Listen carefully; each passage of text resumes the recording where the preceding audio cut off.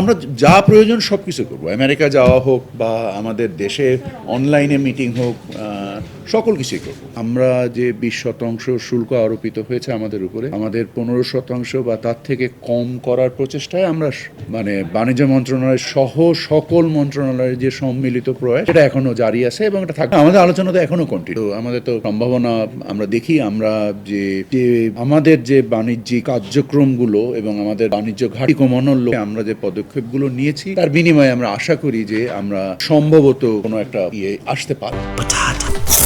বাছাই করা আলু আর স্পাইসি সিজনিং এ প্রাণ পোটাটা চিপস নাকি বিস্কিট খেয়ে বোঝে নাও। এটা কোনো গ্যারান্টি নেই, বিকজ এটা তার আমাদের সক্ষমতার উপরে নির্ভর করে না। এটা যারা আমাদের উপরে এই শুল্ক আরোপ করেছেন তাদের সিদ্ধান্ত।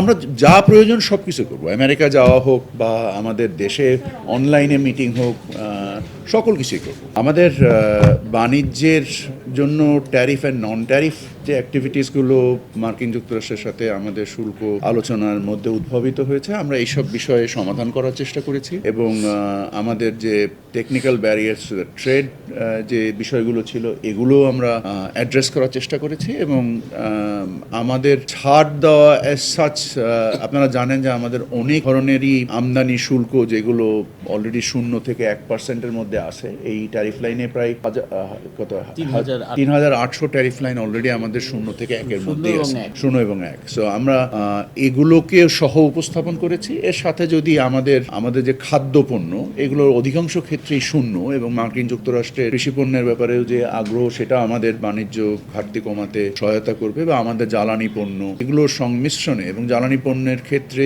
আমদানি শুল্ক অধিক, বাট এটার আমদানিকারক সরকার। তো সরকার যে অধিক শুল্ক দিয়ে আমদানি করলেও এটা সরাসরি ট্রেডকে ব্যারিয়ার হিসেবে করে না, কারণ এটা প্রয়োজন বিধায় এই আমদানিগুলো করা হয়। সো আমরা ছাড় দেওয়ার ক্ষেত্রে আমাদের নিজস্ব অর্থনীতির সক্ষমতাকে কোনোভাবেই আমরা ক্ষতিগ্রস্ত করিনি এবং সে ব্যাপারে আমরা যথেষ্ট সংবেদনশীল ছিলাম। পরিশেষে আমরা আশা করি যে এর বিনিময়ে আমরা আমাদের বাণিজ্য ঘাটতি তাৎপর্যপূর্ণভাবে হ্রাস করে নিয়ে আসতে পারবো।